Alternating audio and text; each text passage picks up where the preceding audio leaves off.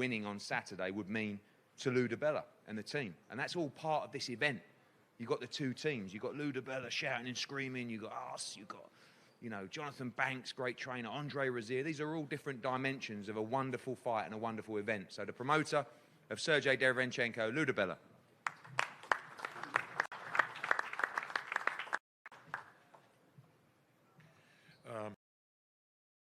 We're going to listen to some clips from the final press conference earlier with Golovkin and Derevyanchenko. Why didn't we stream it earlier? Is because TstreeT didn't get the fight week schedule. So we got 3 topics this video. Obviously, Golovkin versus Derevyanchenko, which is the fight of the weekend. We got Spence versus Porter pay-per-view numbers, which I'm very skeptical about. And we have to talk about Canelo versus Kovalev, which is less than 30 days away or so. You know? So, please subscribe on TstreeT Controversy. It's just TstreeT Controversy Live there. We're not going to watch the whole press conference. I already got the timestamps here for you.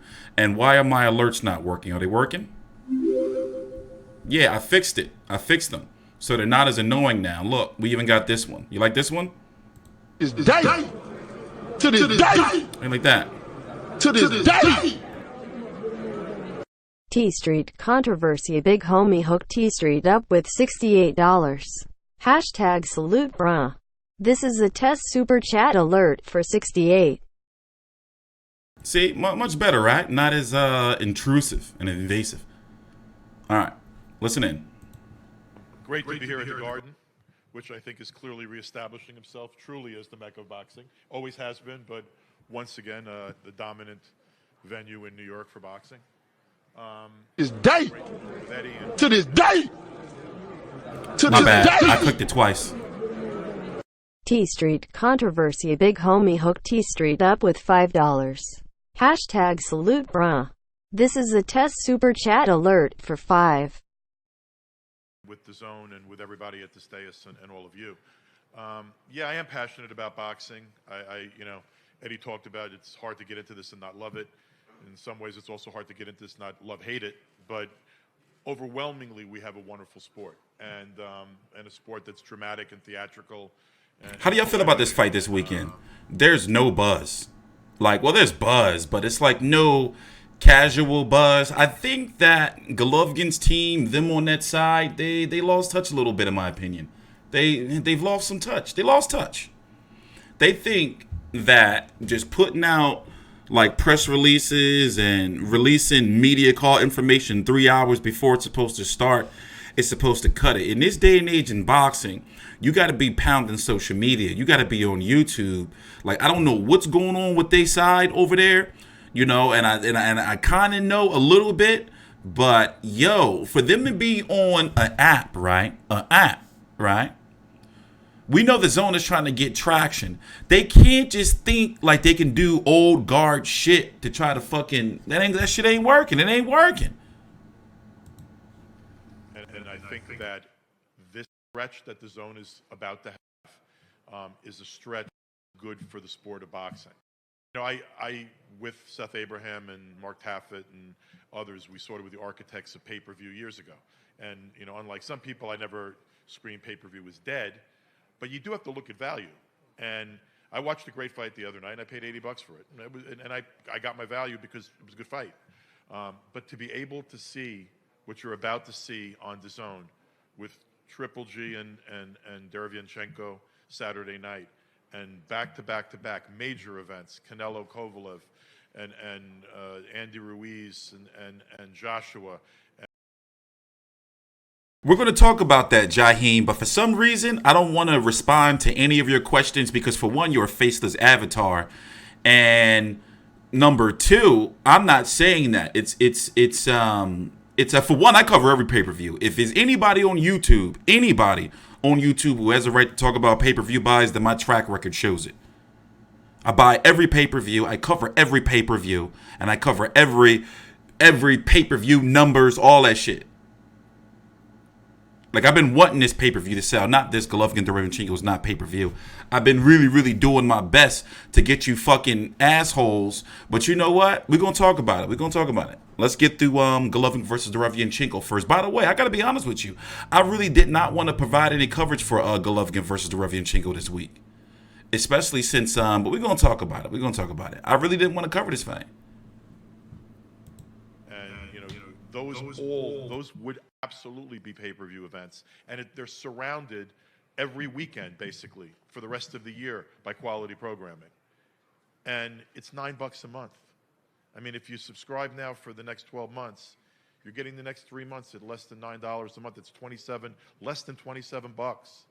That's about the third of a pay-per-view. And there are 3 fights coming up that would all be pay-per-view, not to mention everything around it. You pretty much, if you're a boxing fan, have to acknowledge the value and subscribe to DAZN and do it now. And you'll have to try to get to the Garden on Saturday night. It'll be a great show. There's great bouts. Triple G Promotions has some of their young talent on the card. There's some very, very good fighters on the card. Mighty Joe Ward, Irish Joe Ward. You can call him multiple nicknames, but I'm happy that you're making your pro debut on this card. You deserve it. You had an incredible amateur career.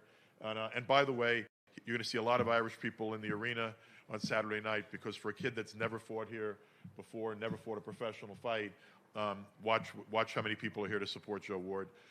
Ivan Baranchyk, I promote him, former world champion, under adverse circumstances, went over to Scotland after a lot of confusion and fought a hell of a fight against Josh Taylor. He's with against Gabriel Bracero. People talking about buying it, but they wasn't buying it. Boxing for a while and a big ticket seller in New York. So the undercard is very, very strong.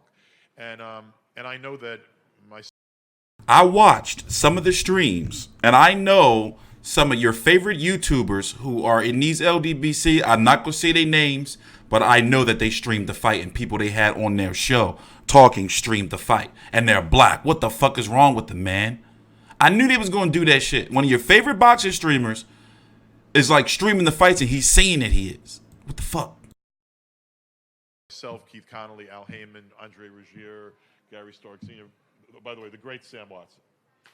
Representing on behalf of Al Heyman. Thank you, Al Heyman. Sam Watson there? By the way, if we didn't have the fight, we're not able to get that fight with Kulke onto a PBC telecast, we would not have been able to orchestrate. They want that IBF belt for Charlo. Al and PBC for giving Sergiy the opportunity to get here.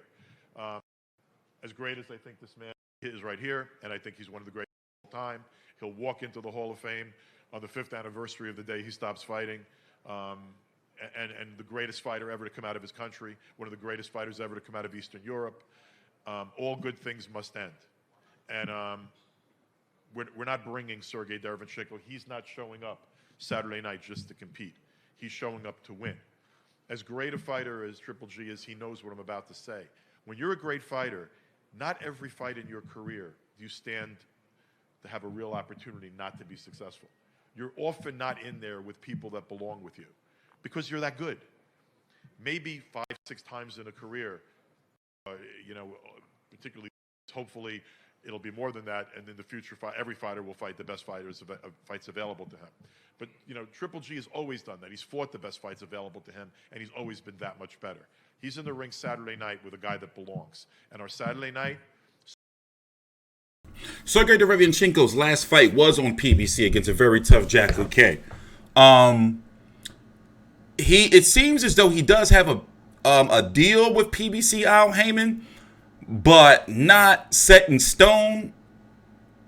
So I don't know if he is an Al Heyman fighter. That's been for some time. But he's one of those Al Heyman fighters that he allows to send out over to the zone. So I'm guessing if Sergiy Derevyanchenko were to win, which they want him to win over on the PBC side, then what they'll do is they'll have Sergiy Derevyanchenko fight Jamal Charlo to be able to get Jamal Charlo, a legitimate belt, because that franchise championship, he is with Al. He is with Al. He is with Al, that's for sure. But to be honest with you, something in my deep, dark, black-ass heart is thinking that Derevyanchenko going to have a very, very good fight against Golovkin. And he may, I don't know, I'm not going to say upset. I'm not going to do it. I'm not going to sin. That'll be a sin. That'll be a boxing sin.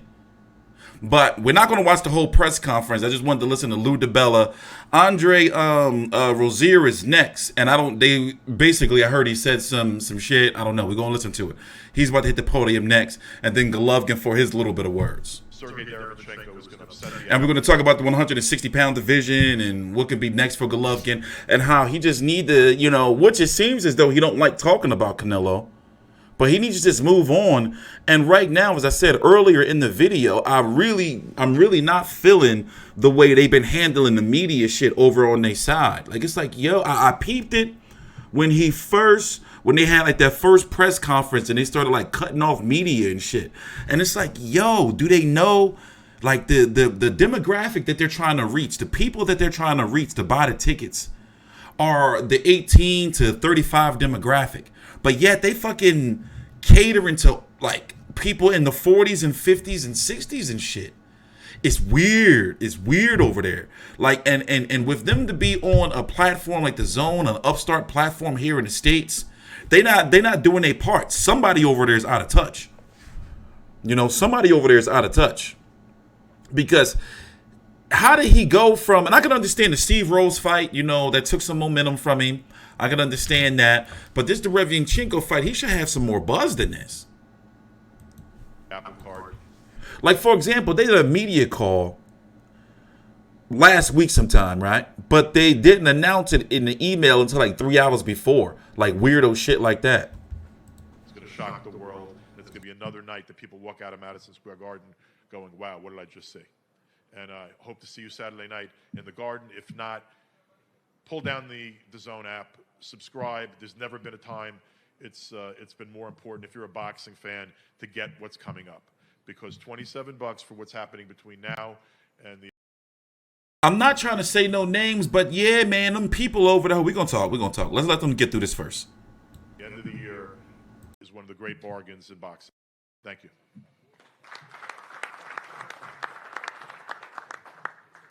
We move on to the trainer and the fighter of Team Derevyanchenko. This man, great trainer. Had the pleasure of working with him throughout our time with Danny Jacobs.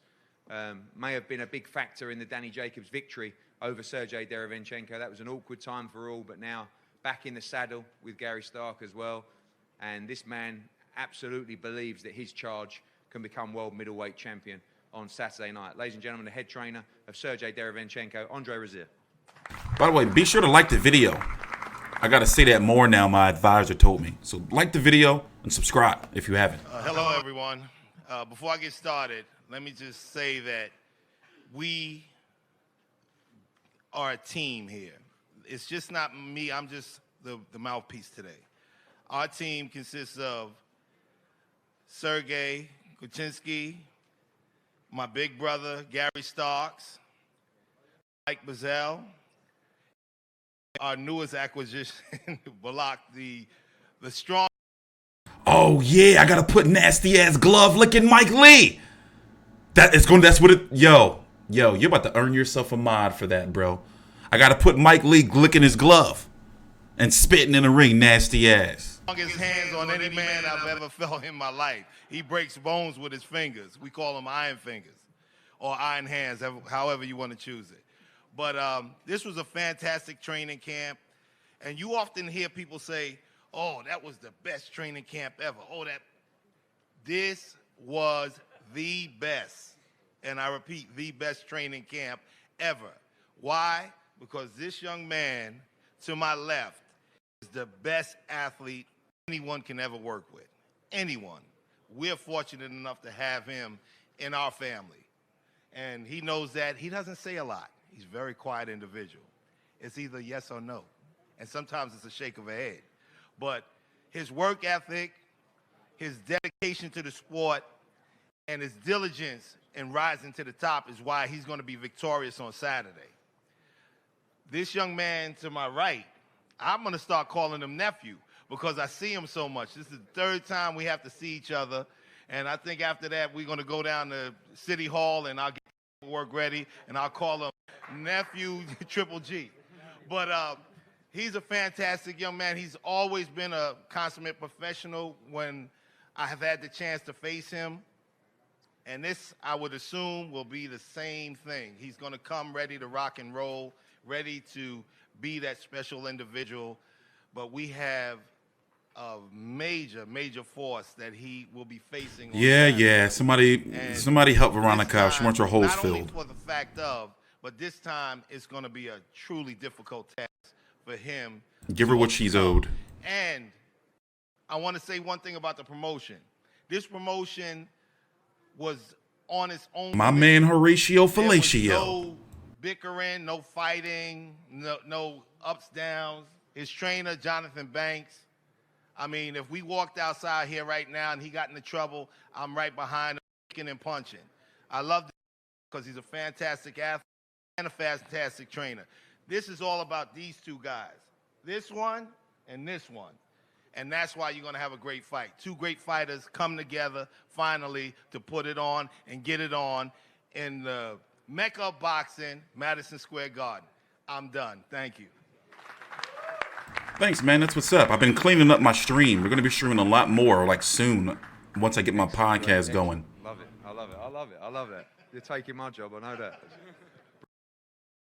It's only about another 15 minutes of this press conference we're going to get through, but I didn't get to stream it earlier, so we just recapping it all. Then we're going to talk about the 160-pound division, and I'm going to give my assessment on what's going to be next for Golovkin if he wins, for Derevyanchenko if he wins.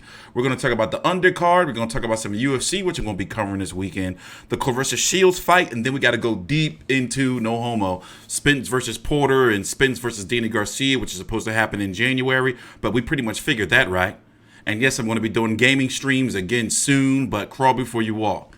You know, didn't y'all see? Look at my platform a year ago and look at it now. We've been making a lot of major moves, man. But we on a strict time schedule, so we got to keep it moving. Brilliant stuff. Brilliant stuff. Spoke with passion as always. He means it. Smash that like button. That's what they say. Smash that like button.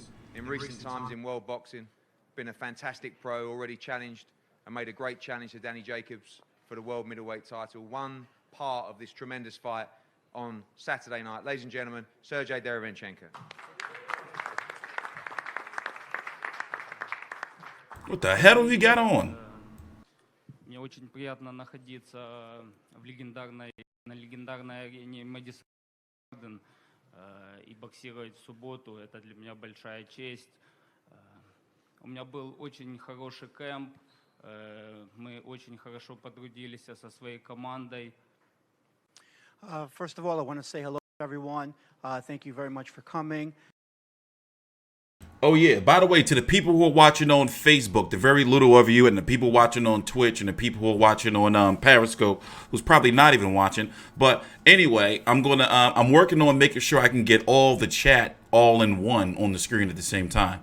Crazy, so y'all can argue over multiple platforms. But anyway, all right. Shut the fuck up. It's an actual pleasure of mine to fight in the world-famous Madison Square Garden. We've had a phenomenal camp for this fight, leading up to this fight, and I'm extremely motivated. Saturday night, ready for rock and roll. Thank you.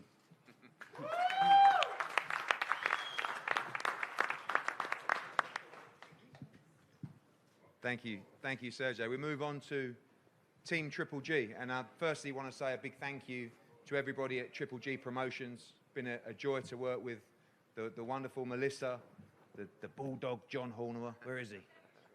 Don't know, probably watching somewhere. Torsten, thank you for everything. You guys are great people to work with. You truly have Gennady Golovkin's best interests at heart, and I know you'll be supporting him as hard as anybody on Saturday night. Talk on behalf of Triple G Promotions, ladies and gentlemen, Tom Loeffler. Oh no!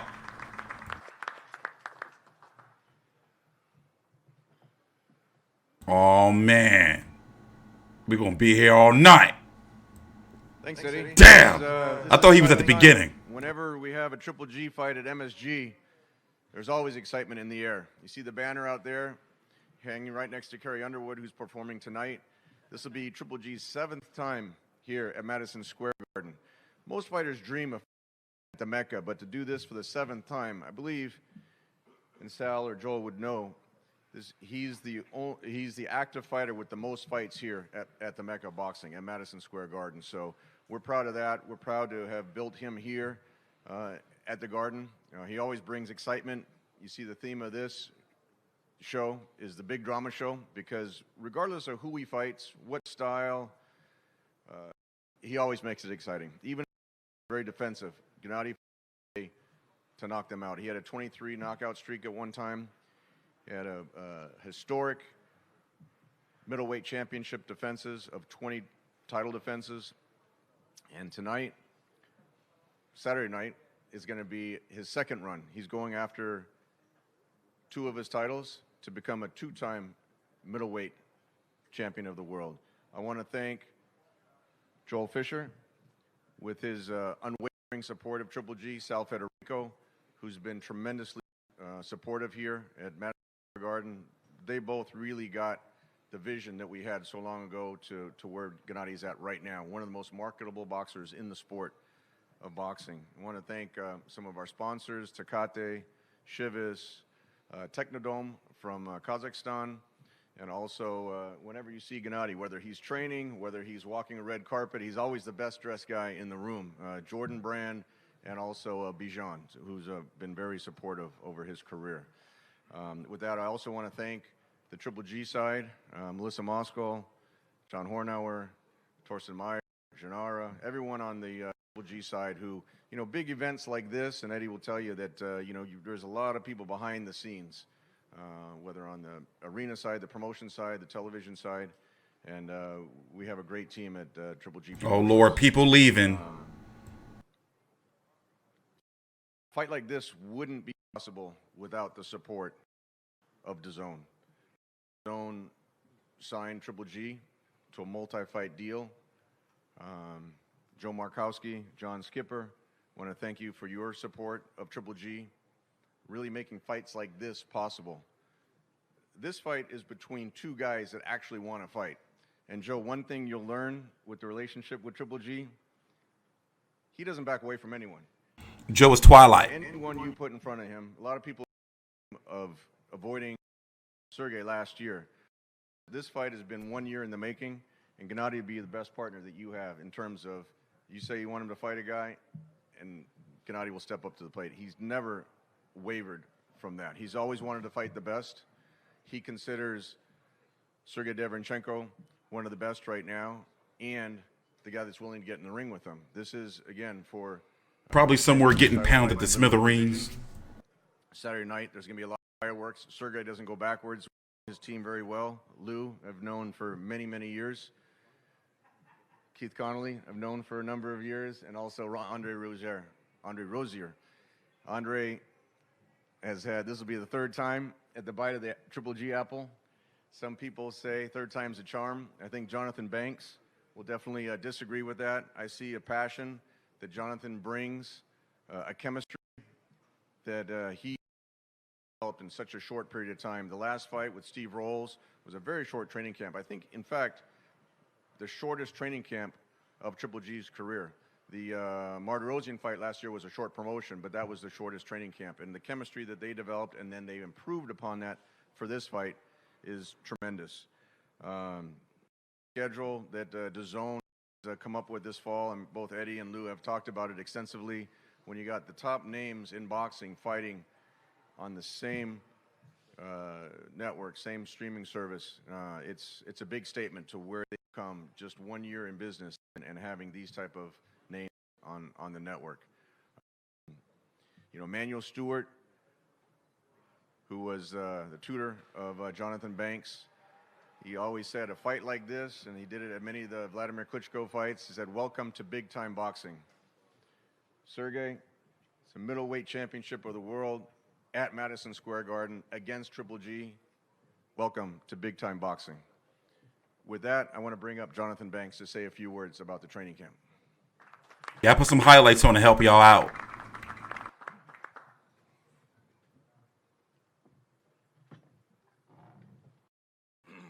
Thank you, Tom. I can't have too much to say after my Uncle Andre came up here and said what he said and did it the way he did it. So, as always, everybody said, you know, every training camp is a good training camp, as far as I'm concerned. And this one was like all the rest. It was a good camp. And Triple G and I are looking forward to this fight on Saturday night. And I think it's going to be a very competitive fight. I think it's going to be a tooth and nail type of fight. And looking at even for me, way before this fight was announced, I was always looking at Derevyanchenko, and I always thought he was a good fighter. And I just think this is gonna be one of the fights that everybody gonna be keep standing up, sitting down, standing up, sitting down, because I think it's gonna be like another 4th of July when the bell rings. I think it's gonna be another but fireworks. I think just looking at the styles of the two individuals, it just makes a good fight. I was sitting down, I kept looking at Jonathan Banks looked like 78 with the Gotti Ward shirt on, and I just kept looking at it, thinking about this fight, kept looking at it, and those were two guys. I'm making a reference, and those were two guys that were tailor-made for each other. If you put them anywhere in the world and they fight, they all gonna come out the exact same way. It's gonna be a tooth and nail type of fight, and I believe that this fight is gonna be that tooth and nail type of fight. And Saturday night is gonna be the tell-all of who's gonna gut it out at the end. But overall, it's definitely gonna be a good fight.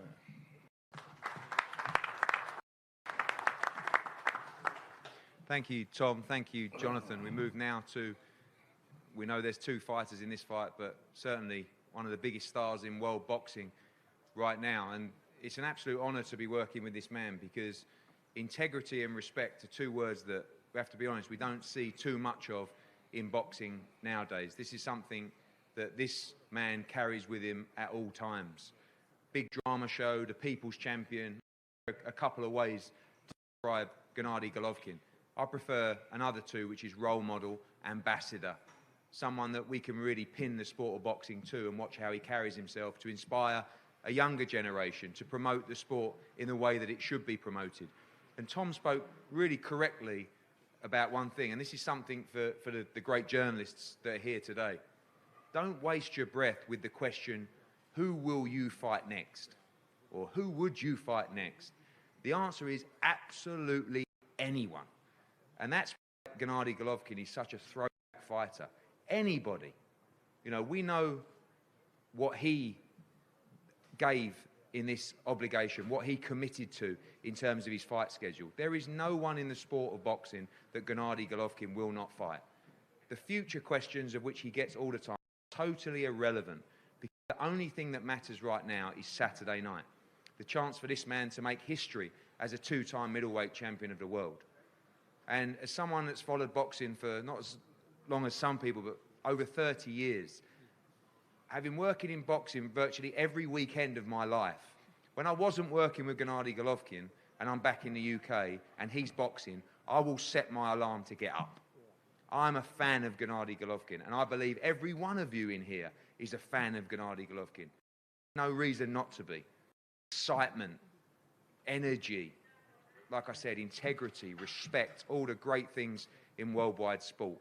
And I'm so excited to see him back at the Mecca of boxing on Saturday night. Ladies and gentlemen, bidding to become a two-time middleweight champion on Saturday night, Gennady Golovkin. Thank you, Eddie. Good afternoon, everyone. Guys, I'm so happy, really, so happy, because, you know, just great boxing time is coming. I'm happy because, you know, this team is so great, so strong. Everybody is ready. Everything is ready, you know. I want to say thanks people who support boxing, who support me, who support this show, this DAZN company, you know, all my partners, all sponsors, you know, all people who support me in boxing sport. You know, this is a great time for me, a great time for boxing right now. I want to speak like a fighter, like a boxer, you know. I'm ready. I'm so excited. We have a lot of time for prepare for this event. Please, guys, if you like real fight, don't miss this fight. I see you on Saturday night. Thank you so much. Thank you very much, fellas. Before he got that money, his English was real good. Now his shit going backwards, huh? Bernardo, thank you, Sergiy, and thank you to all the teams involved, to Alex Dombrov as well, to Keith, for Tom, Melissa, John, Torsten, and our team as well at Matchroom, Shawn, Kevin, Frank. The list goes on and on. Anthony Lever as well. Thanks for all your hard work. 2 great teams, 2 great fighters, 1 great fight on Saturday night. Make sure you're in the Garden on Saturday night, and if you're not, then watch it live and exclusively on DAZN. Thanks for coming. We're going to face the fighters off here now, and we'll see you for a great show on Saturday.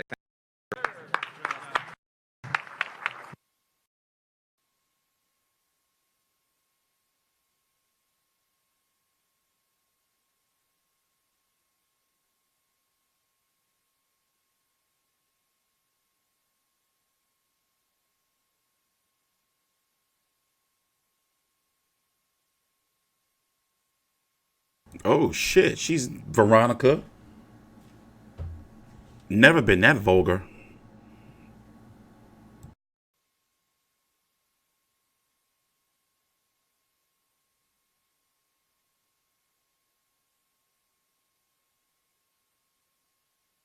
Oh, nasty ass.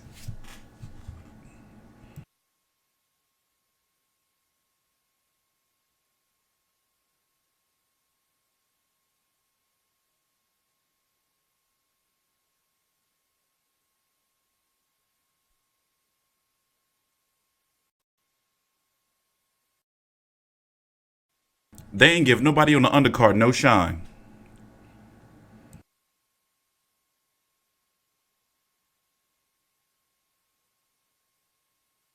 Look at this little sailor that he fighting. I mean, I understand it's supposed to be like, you know, like fashionable and shit, but that shit looks stupid.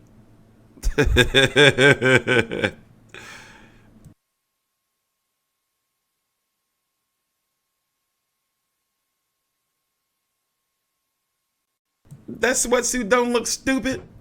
Like Popeye? Yeah, it's fucking Popeye. And he already got those fucking shoulders. Look how low he is. Like a 78.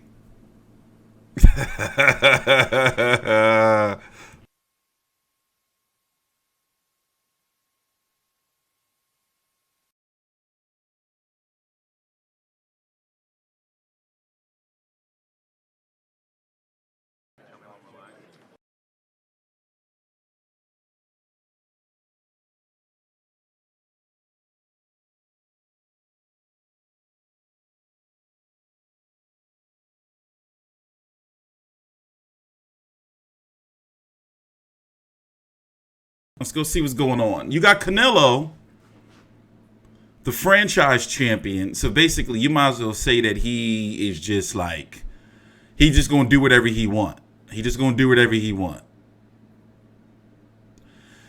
The WBA is not going to ever order him to fight a mandatory. Like the WBA, they're the most corrupt organization right now. I don't know, like between the writers, like, we just like have to stop acknowledging that the WBA, like what they're doing is what, 40 plus champions across 17 divisions, interim, a gold, and you know in their rule book they don't even have a definition of what the gold champion is supposed to be.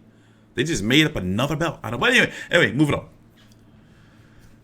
Golovkin and Derevyanchenko are fighting for the IBF title, the vacant IBF title. By the way, if you want to see my rankings, we are finally ranked on Google, on the 5th page of Google, but still, nonetheless, type in FightView 360 boxing rankings, and I take my time to update these weekly. So you got them fighting for the IBF title, and just so happens about 18 months ago, these guys were supposed to fight, but Golovkin chose to fight Venus Martirosyan, got his belt stripped from him, and now he's fighting him for that same belt that got stripped from Canelo. Demetrius Andrade has been ordered by the WBO to fight Steve Butler. Steve Butler. Not that Steve Butler, that's some white man. And, you know, Is it this one? This guy. This Canadian. WBO just ordered that. So, I guess the question is this. Oh, and Danny Jacobs is officially at 168 pounds. Is officially at 168 pounds.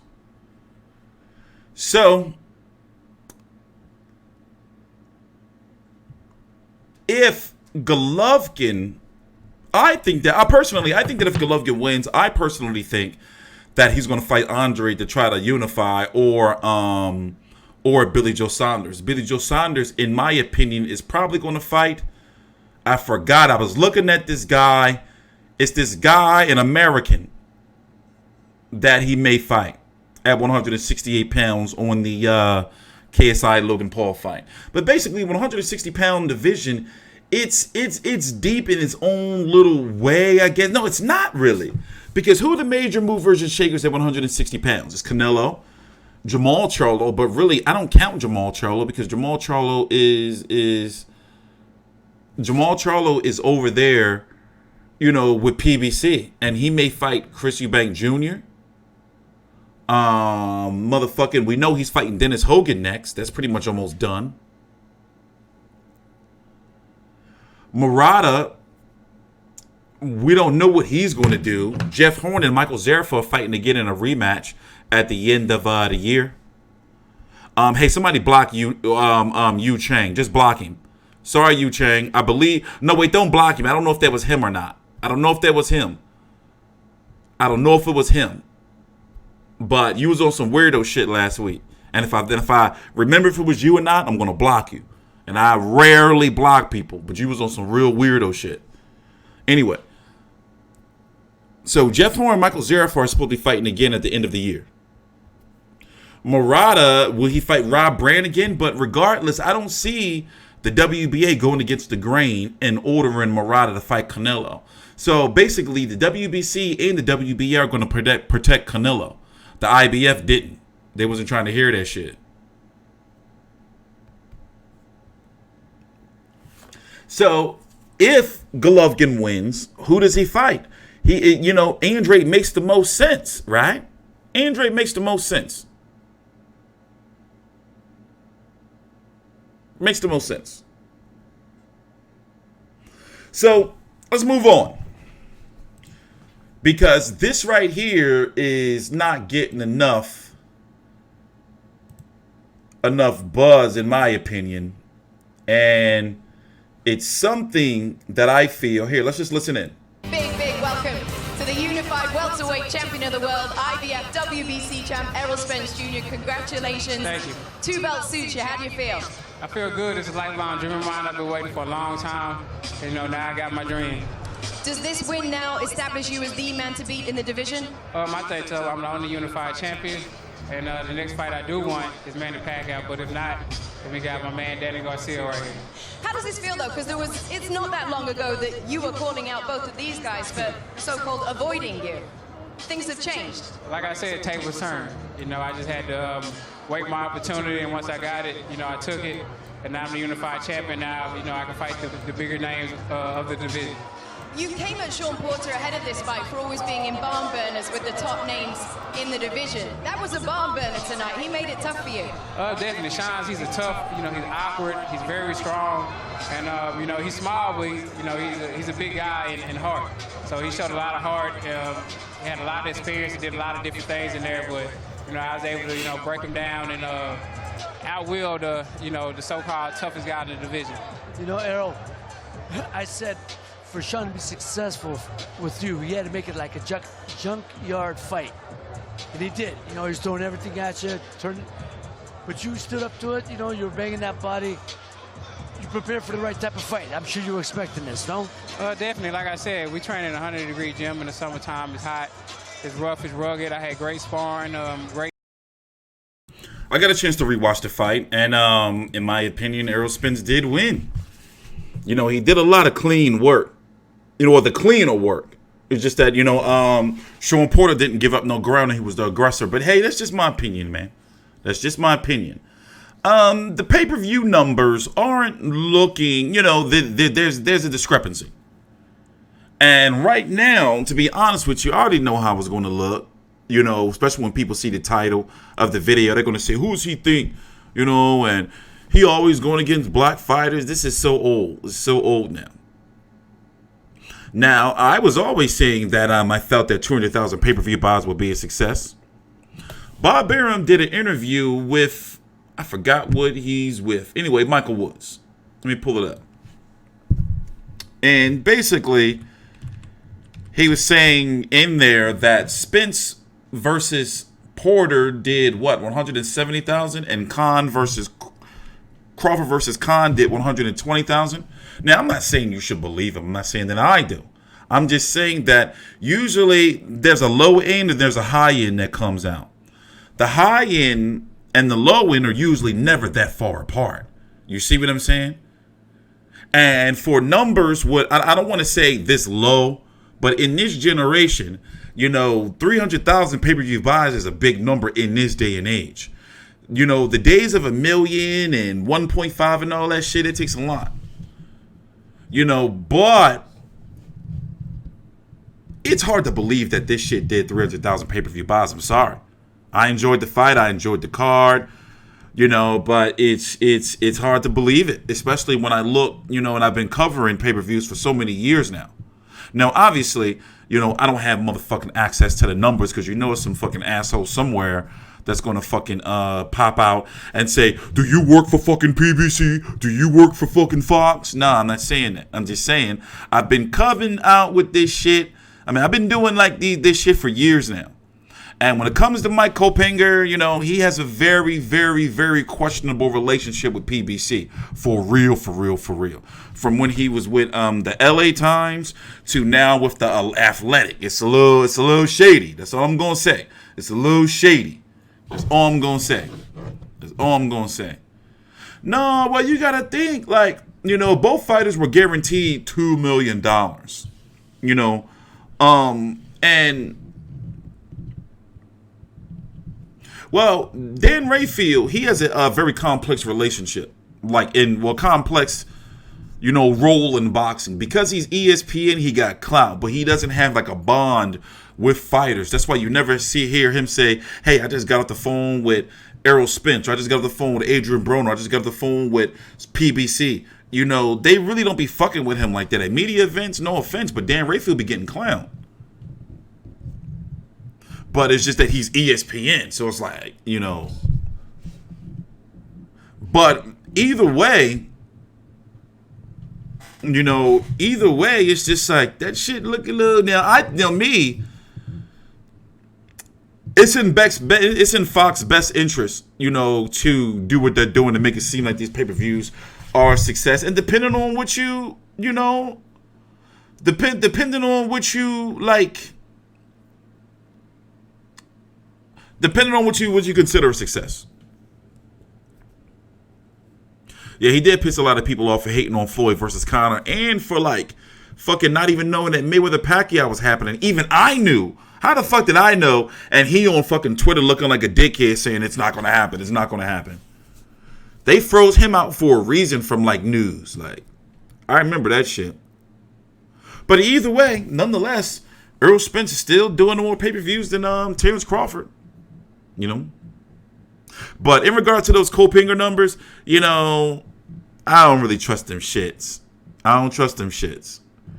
You know, I like his news and everything. I love his news, you know, but when it comes to that shit, nah, bro, your shit still. And I've been following him for years. You know, I've been following him for years. So Danny Garcia is going to get his shot. It's like the carousel. Al Heyman is getting all of his guys their pay-per-views. You know, Errol Spence is going to get 3. Deontay Wilder's working on 2. Andre Berto got his harvest against Floyd Mayweather. Keith Thurman got his against Manny Pacquiao. Adrian Broner got his against Manny Pacquiao. Manny Pacquiao's got his too. Now think about it. All the top Heyman guys that have held on and been doing what they're supposed to do in regards to winning have been getting their pay-per-views, and I was wondering when Danny Garcia was supposed to get his. Remember, there was big talk of Spence versus Porter being on free TV. but they took a chance with it being on pay-per-view, and so far it's worked out for them. If it did 200,000, to me, that's a success. So Danny Garcia's got to get his now. Now, what will Spence versus Danny Garcia do on pay-per-view? For one, it's fucked up that Danny Garcia not speaking enough Spanish, so he can't really be like, you know, get the Hispanic or Hispanic brotherhood to you know, I'm half black, half Mexican, half Irish, to get our Hispanic people to follow behind him. And you know, unfortunately, I don't speak enough Spanish either. I'm sorry, my people. You know?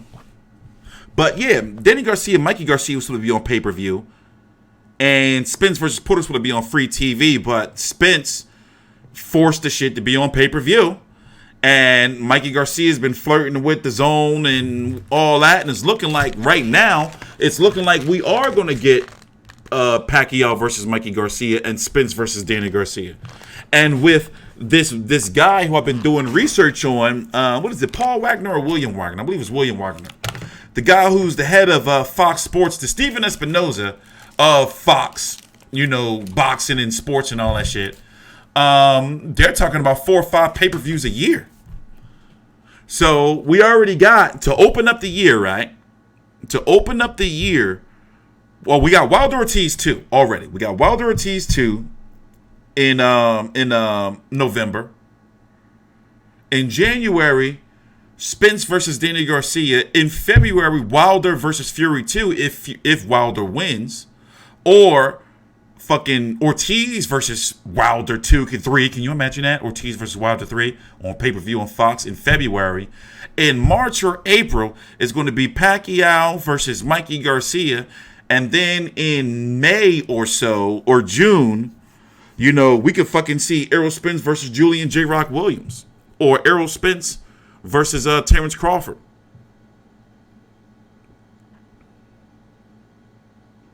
Crazy. Pac versus Mikey Garcia at 147 pounds is a huge fight. Because you got Pacquiao with the Mexican and then the Filipino fan base. That rivalry all over again. Now, me, do I personally want to see the fight? I'm not excited for it, but I'm going to, you know, want to see it. You know? But that January, February going to be crazy Super Bowl promo. Yes. That's the goal. And for them to like put fights around like March Madness on free TV and all that. But yeah, it's a lot of pay-per-views, man. It's a lot of pay-per-views, and for me, I'm trying to figure out how I'm fitting all this shit in with these like UFC pay-per-views. Well, for one, Manny Pacquiao makes a lot of money. He commands a lot of money. And if you really, really think about it, with the money that Pacquiao was guaranteed and with his contract with PBC and the money that was paid to get him out of his tax issues, his last 2 pay-per-views did not generate enough income to be able to put that shit in the green. So his next pay-per-view has to be something big. And Mikey Garcia, unless it's Floyd Mayweather, Mikey Garcia, you can definitely get 500,000 at least on the very super crazy low end. But that's at least a 600,000 pay-per-view by fight, right? You know, like I think that Manny Pacquiao versus Mikey Garcia, the way I feel right now, does more than Manny Pacquiao versus Errol Spence. Casual appeal. I'm sorry, Errol Spence is growing, but you're not there yet.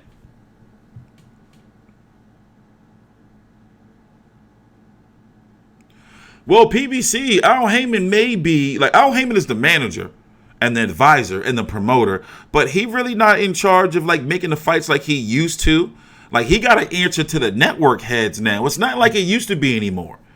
Like they got like, no, Al, it's got to be this fight. Like they built in storylines. Look at Errol Spence. Ain't no more easy fights for him no more. They got to keep that shit building.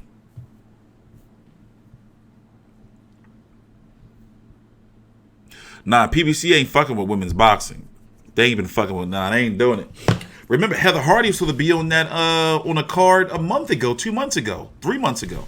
And don't get me started about that. I don't want to talk about that yet because I don't know anything. All I saw was a tweet. So we don't know what the pay-per-view buys is. It can be anywhere as high as 350, which I doubt, or all the way down, to as low as what Bob Burnham is saying, 130,000 or 150 or whatever. Just truthfully, I really don't give a fuck. I just want them to keep up the consistency, Why they make it Fury Wilder but can't make Crawford Spence? Hey, man. It's the Al Heyman and the Fox plan. Fox has a plan for Errol Spence. And right now, as you can see, he's clearing out everything over there on his side. And the only thing that was alarming to me was that he brought up Julian J. Rock Williams. Because then it's like, once he goes to start fucking around at 154, it's like, you still can fight, Terrence Crawford. But in my personal opinion, Bud versus Pac would do comparable numbers, Lil and the Garcia. I don't know. I don't know, man. I don't know. Errol Spence getting there. He getting there. To see that he's got 2 pay-per-views under his belt this year, and then by the time January rolls around, it'll be 3 in one fiscal year. Because remember, he fought when did he fight Mikey? That was in March, right? That was in March, right? Fighting a pay-per-view in January. That's 3 pay-per-views in 10 months. Crazy. Bud will follow Spence to junior middleweight eventually. J-Rock don't got the juice yet.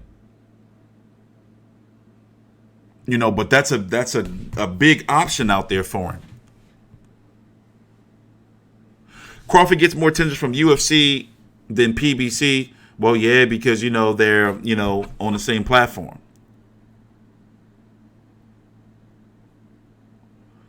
When should we expect an official number for Spence versus... Ain't no official number coming out.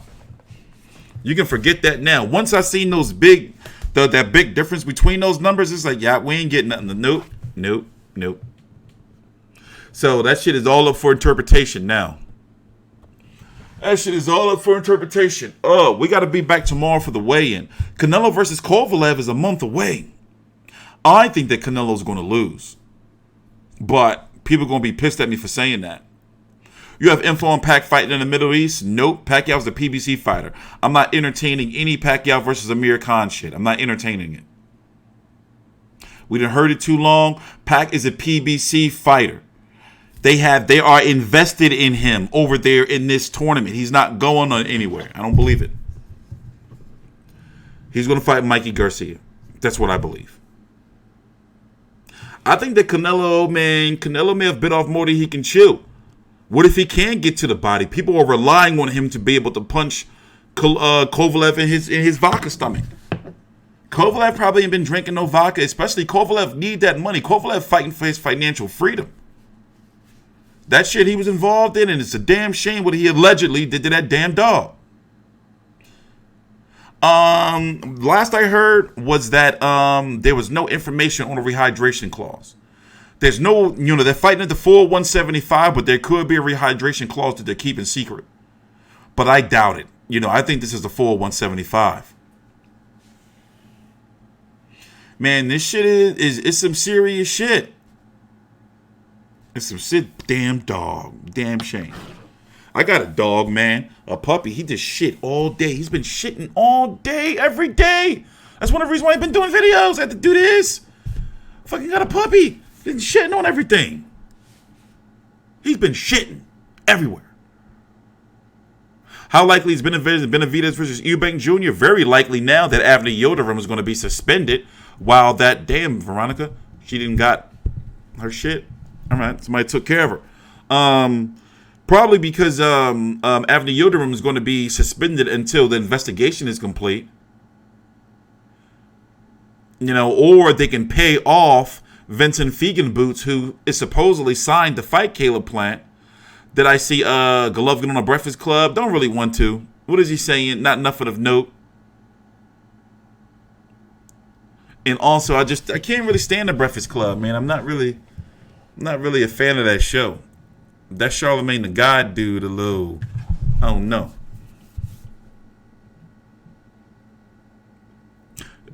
Yildirim failed a drug test. They sent the whole email out. The WBC. Adverse findings and shit. Yeah, let's go see some Golovkin Canelo tickets real quick. I mean, Golovkin Derevyanchenko tickets real quick. Oh, shit. So, Heather Hardy shit just came out, 746. Let's see here. Let's go over here. Let's go over here. Damn. So, Heather Hardy and... Damn, Heather. The voluntary doping associated reported the World Boxing Council A sample collected from Heather Hardy on September the 12th, Brooklyn. Ran out of competition collection, blah, blah, blah, blah, blah. What does it say? What does it say? In light of the finding, taking substance. It doesn't say what the substance is, damn it. It doesn't say what the substance is. Oh. Presence of formamide. What the fuck is this? Let's Google that. What the fuck is that? Laxes, uses, doses, LASIK. Oh, this make you pee. I had this shit when I was in the coma. It make you pee like a lot. They cleaned out my system with this. Oh, I was on PEDs for a long ass time, by the way. So what this stuff is, it make you piss like a lot. So basically, when I woke up, I had like all these chemicals and everything. So they gave me this shit to like flush out my entire system, and you're pissing and pissing and pissing and pissing and pissing and pissing. So it's a diuretic. So what was you doing? What was you doing? Huh? What was in your system, Heather? This shit don't look good. This shit don't look good. And then you got fucking, where's he at? Avni Yoderin. Where you at, Avni? Where you at, Avni? Hold up. That shit don't look good. So was this the same day? Avni Yoderin got some adverse findings. Let's see. Reported the World Boxing Council. Adverse findings. The presidents of, what's this shit?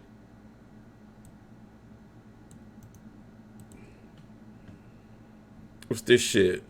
What's the, what the, I'm not reading all this, man. What's it for? You know, PEDs. What's it for? Huh? What's this shit? What's it used for? Oh, man, I'm not reading this, man. I'm not reading this. Some type of anabolic shit.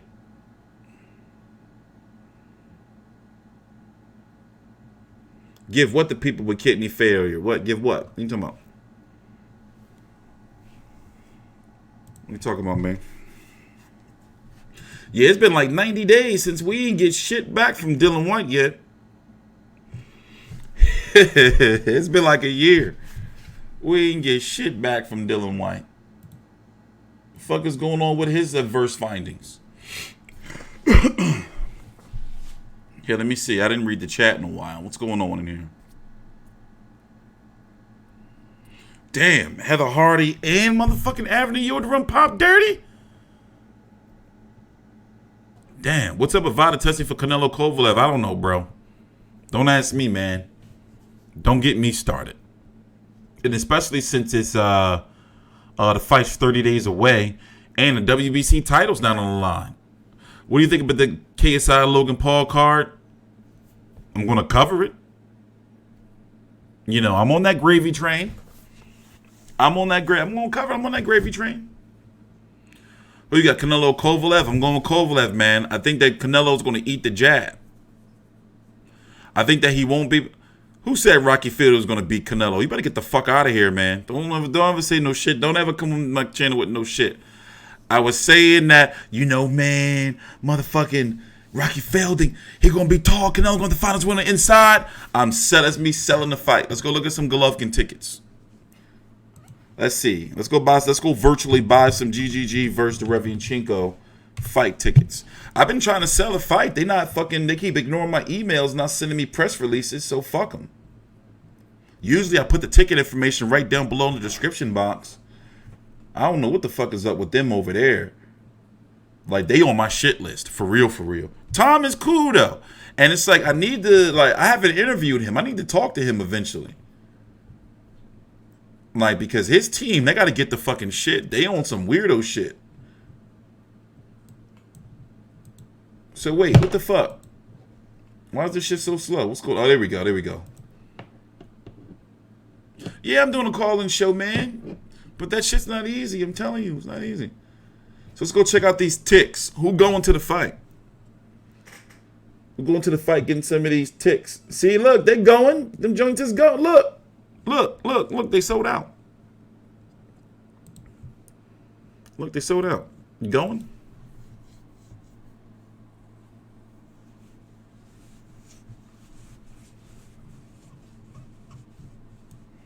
Unless they're giving them shits away. Now, you have to always factor in that these tickets, like this look like a lot of seats, but it's not. And these tickets, they be given away. But they're given away to like other fighters, members of the team, promotional people and shit, and the media is over here. These are the tickets that really sell. Up here are all the like the ones that get really discounted, and they give them away, tell them to move down, like come down here. Nah, I don't know, man. I don't know. I'm not really a ticket person, you know. But one thing for sure is I've been hearing for quite some time that tickets have been going, you know, well.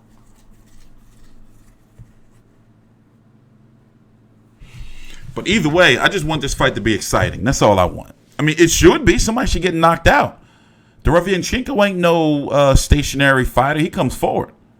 So somebody going to get beat up. But, you know, I hope that this is a wake-up call for them that, like, yo, Golovkin name ain't just because he Golovkin don't mean y'all can just be like, all right, well, we're going to just be having these secret press conferences and these secret media calls and all that type of shit, thinking that, like, he's Golovkin. I hope that this shit fucking wake him up. And you see they had to bring in fucking Eddie Hearn for the mouthpiece, right? You ain't peeped that they had to bring in Eddie Hearn? Like for that promotional shit? And Tom Loeffler's the advisor? I saw that shit coming a mile away. Especially since Golovkin, they needed him for real. Especially since Golovkin is not fucking speaking English and shit.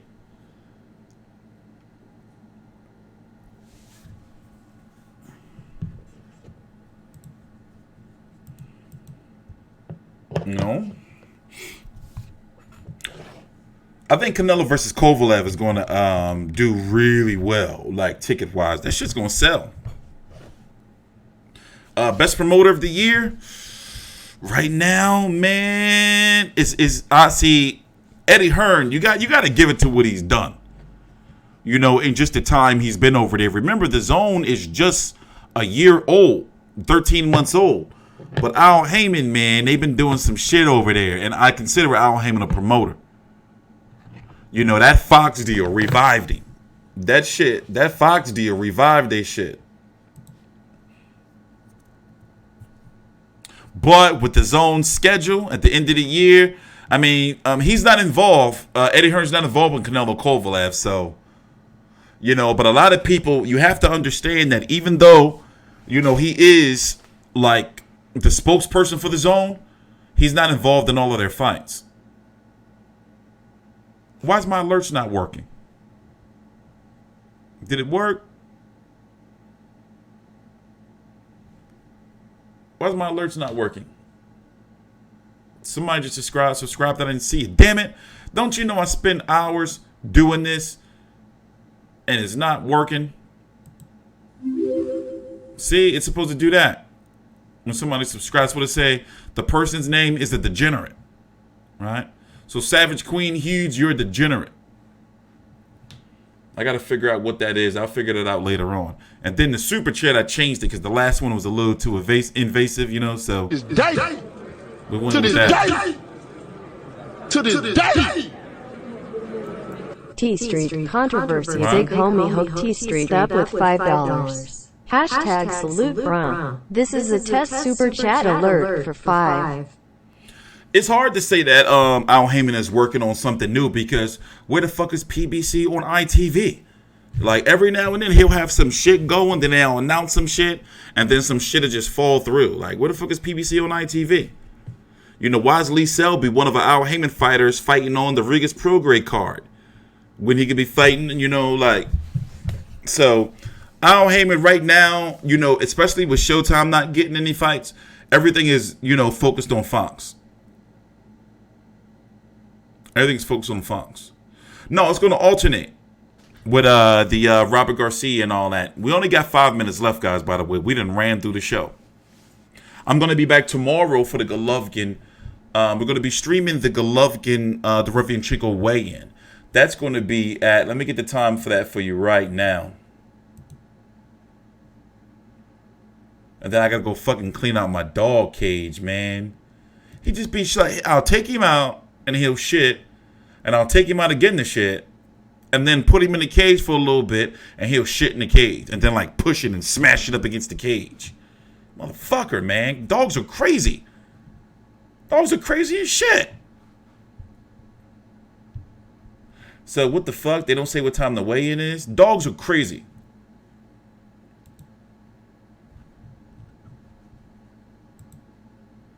So that's my night. Clean that up. What? Prediction for Golovkin Derevyanchenko? I think that Golovkin's going to outbox him. But for some reason, I'm thinking that Golovkin's going to be in a tougher fight than he was against Canelo, because he's dealing with somebody that is erratic, I guess. You know, a bit Shawn Porter-ish. Not really, he's not. But I'm just saying, like, that style. Golovkin hasn't seen a style like that.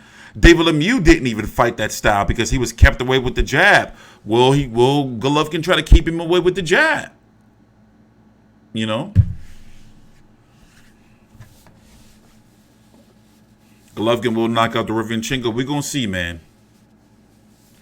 We're going to see. I don't think this is an easy fight for him. So what I got to do is I got to finish working on this platform and figure out why I haven't been able to get these alerts working.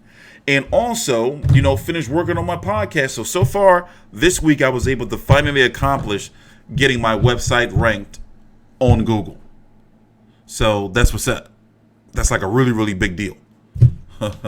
So next, I found out that, you know, I've made my decision that I'm going to be covering other content on YouTube outside of boxing on this channel. I've made the platform already, or the template, and it's just about now doing the videos. You know, I've been taking the last couple of months just really just flushing things out. If Hearn says Spence Porter did 150K, then I believe him more than Aaron. Well, yeah, I would. Is that what he's saying? They know it's easier to get pay-per-view numbers than it used to be because they're able to track that shit like right then and there. They're able to track it right then and there at the end of the night. And then what they do is, you know, people are still buying a pay-per-view, believe it or not, you know, after it's over. Like, people get off work and they say, no, I don't want to watch no spoilers. I want to watch the whole card. So you can get a real good number that night, and you can pretty much predict how many more people are going to watch on replay or whatever. I don't know. Where the Hearn say it at? So, yes, they can get that number. They can get the numbers that early. Before, remember, it used to take like a week for pay-per-view numbers to come out. Now they're coming sooner and sooner. And even, I hear that number, but you know what? Like I said, like, people are going to run with that number because I want the pay-per-view. I wanted the pay-per-view to be a success. But once I seen, like, where it came from, that number came from, and once I like started doing like my own little research, and I was like, wait a minute, something ain't adding up. Like, the YouTube numbers wasn't like, usually you can see like a trend. You can see like a trend, you know, of like between like social media presence, YouTube and all that, and it didn't have it. So I was like, this didn't have the same like buzz as Spence versus Mikey Garcia. You see what I'm saying? So how is that number supposed to be that close to that number? Didn't make sense. You know, doesn't make sense. Like, Spence versus Mikey Garcia was trending, you know? But once again, they didn't want to make it seem like, my theory is that whoever fed those numbers to him didn't want to make it to seem like that Errol Spence was going to have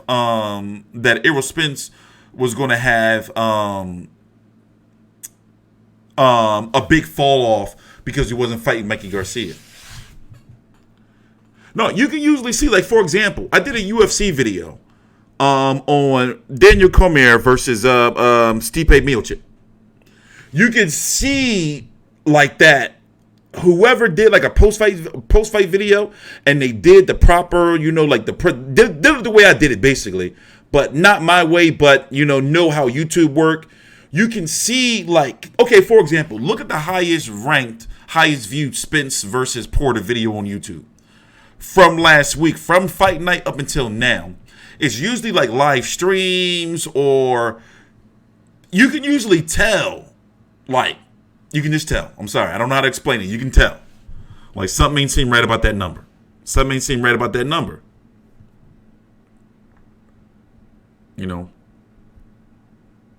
I think Wilder versus Ortiz, too, is going to do bigger numbers.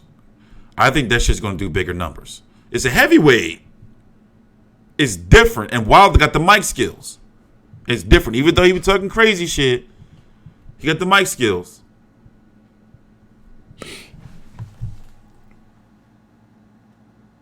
Yeah, impressions, pretty much. None of that shit don't add up. And like I said, I've been covering pay-per-views for years and pay-per-view numbers. This is the only week after a pay-per-view that I didn't do like a pay-per-view numbers video as soon as they come out.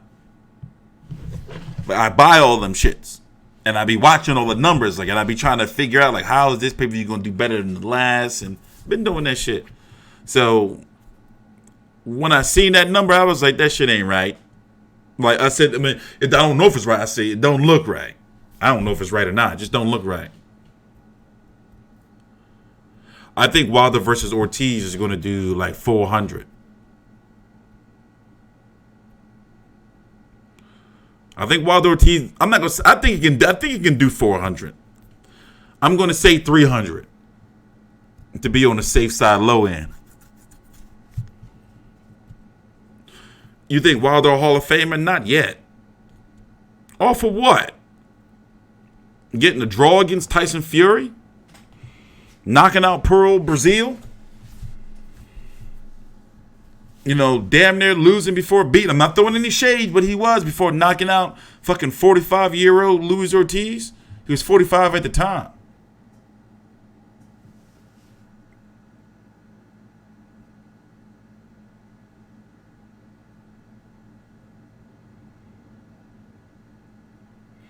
He trying to, like, whatever that fucking haircut he got, that new shit he got, it make him look older. He trying to, like, appeal to the younger crowd. He still look old. He look older now with that shit. Look. Wilder versus Ortiz 2. That new shit he got, that shit look old. Like, it make him look older.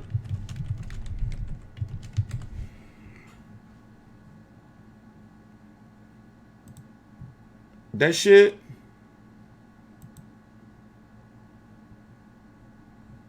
Like this fucking. Here, I'm gonna show you the press conference.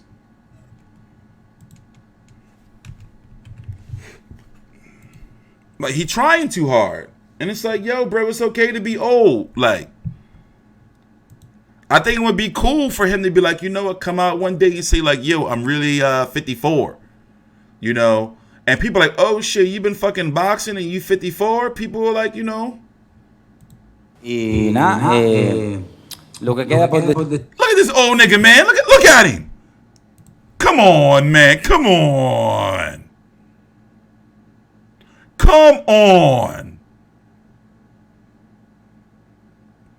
Come on. This ain't. This old look, and I told you he never grows any facial hair because that shit is harder to dye, and the stubble, the upkeep. Como un guerrero que siempre he sido, a morirme en el ring, como siempre he dado todo de mí en el cuadrilátero. He says that a warrior doesn't abandon his mission. His mission has been to become world champion. He's ready to die in the ring if need be. And he's trained very, very hard since the defeat, and it'll culminate November. How old is this man? November 23rd. Okay, pero como guerrero que somos, ante todo quiero preguntarle a Deontay cómo está su hija, su familia. Before anything, he wants to make sure that you know, he wants to ask Deontay, how's your family, your daughter, most importantly. Y nada, lo que queda por decir es que noviembre 23 Yeah, if he ever just came out and like one day and said, you know, like for example, if he beat Wilder, right, and he say, you know, I have an announcement to make, and like he just be like, I'm really 62. People be like, oh shit, we always knew it, my motherfucking man. Oh Ed, you know, people be happy for him. There's no need, you know. I mean, well, in a way, I guess you could say like he identifies as a 39-year-old. So you can't really like judge him. Like if it's his right. He can identify as being like 39 or whatever he's saying he is. You know, I identify as being motherfucking world champion. I am the world champion. I identify as being undisputed world champion. So he can identify as being 39. That's his right. And you got no right to tell him he can't be 39 or whatever he lists himself as. I think Ortiz is more of a threat now than Fury because he's got that one punch shit, man. And Fury be showboat. I remember years and years ago, I used to say, man, if Tyson Fury came to the United States, man, and, you know, he got the mic skills and he got the skill. But now that showboating shit, I can't stand it no more. I be looking, I be like, bro, what the fuck? And him always running around in his draws. I understand they draws for charity, you know, and all that shit. But it's like, bro, put some pants on, man. Of course Wilder has casual appeal. He be knocking people out and saying crazy shit. Putting the Mortal Kombat blood code in, ABACABB. You know? Look at poor old Dominic Brazil. He had to fall off the grid for like fucking 3 months. And then he just resurfaced the week before he had to do commentary for PBC on FS1 fight. He probably got post-traumatic stress disorder. You know? But this old motherfucker right here is dangerous. Look at him. Don't you know? I tell the story all the time. I was at his 36th birthday party. His 36th birthday party, whatever it was. It was when he had first signed with Al Heyman. And they gave him like, it was some fancy steakhouse. And I'm looking at him. And I'm looking like no homo. Like, and I'm looking at him. And I'm like, this nigga is not no 36. That's Unk. Like, that's somebody pop.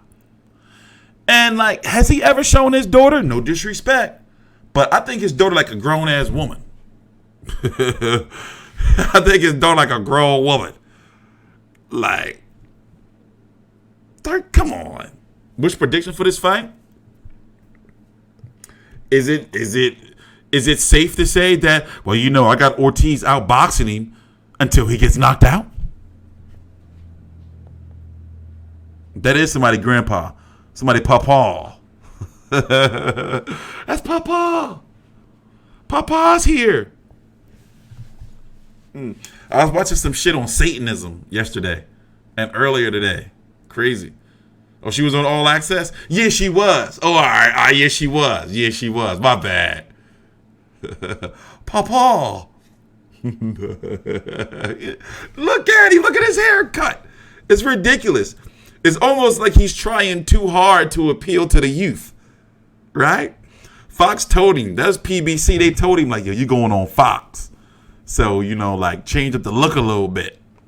Yeah, I'm 2 episodes into the Righteous Gemstones. The motherfucking Gideon, when he walked up at the end and he found out, like, this fucking son and shit. Yeah, I'm at 2 episodes in. Or 3rd episode or whatever. Wearing Carl Kanai. Shut up. All right, we got to get up out of here. I got to be back tomorrow morning. I got to go clean out this fucking damn dog cage, man. TstreeT Controversy with FightView360.com. I'm telling you, it's almost here. I would say probably another couple of weeks away. You know, I am looking forward to the podcast because I know that once I get it started, I'm going to feel like free. Like, finally, that shit's, you know, out there. So I'm TstreeT.